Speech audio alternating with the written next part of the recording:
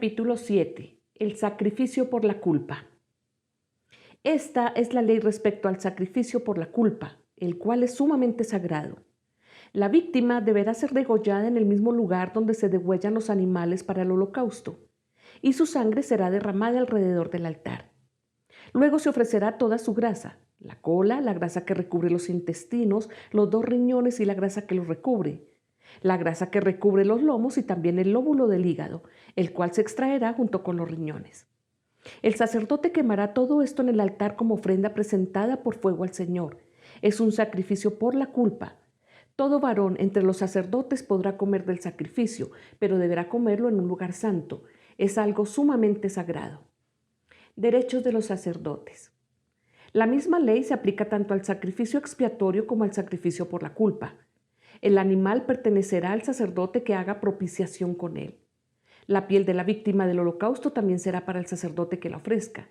Asimismo, toda ofrenda de cereal cocida al horno, a la olla o a la sartén será del sacerdote que la ofrezca. Toda ofrenda de cereal, ya sea seca o amasada con aceite, pertenecerá a todos los hijos de Aarón por partes iguales. Diversos sacrificios de comunión. Esta es la ley respecto al sacrificio de comunión que se ofrece al Señor.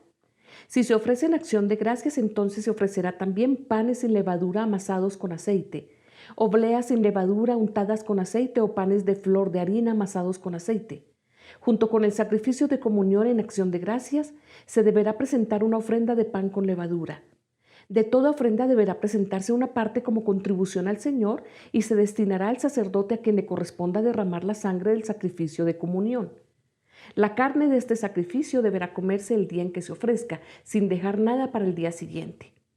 Si el sacrificio tiene que ver con un voto, o si se trata de una ofrenda voluntaria, no solo se comerá en el día que se ofrezca el sacrificio, sino que podrá comerse el resto al día siguiente. Pero toda la carne que quede hasta el tercer día se quemará en el fuego. Si alguna carne del sacrificio de comunión llega a comerse al tercer día, tal sacrificio no será válido ni se tomará en cuenta, porque la carne ya está descompuesta. El que la coma sufrirá las consecuencias de su pecado. No deberá comerse la carne que haya tocado alguna cosa ritualmente impura, sino que se quemará en el fuego.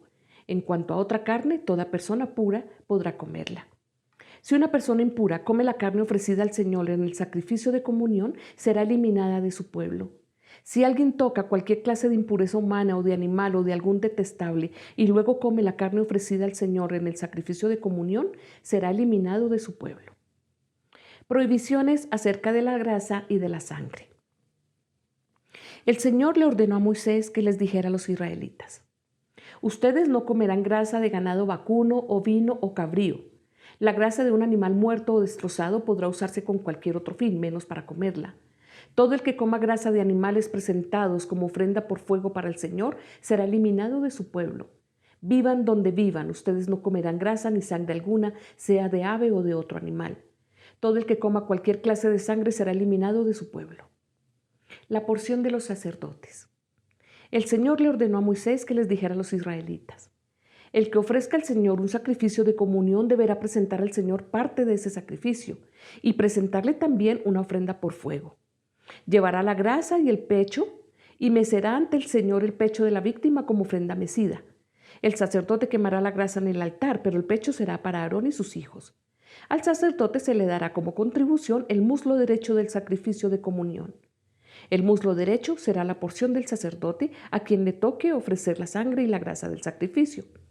Porque de los sacrificios de comunión que ofrecen los israelitas, yo he tomado el pecho mecido y el muslo para dárselos, como contribución al sacerdote Aarón y a sus hijos. Este será un estatuto perpetuo entre los israelitas. De las ofrendas presentadas por fuego al Señor, esa es la porción consagrada para Aarón y sus hijos desde el día en que Moisés se los presentó al Señor como sacerdotes. El día en que fueron ungidos, el Señor ordenó a los israelitas darles esa porción. Es un estatuto perpetuo para sus descendientes. Esta es la ley respecto a los holocaustos, las ofrendas de cereales, los sacrificios expiatorios, los sacrificios por la culpa, los sacrificios de ordenación y los sacrificios de comunión.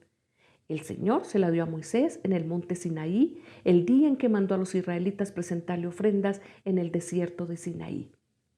Esta es palabra de Dios.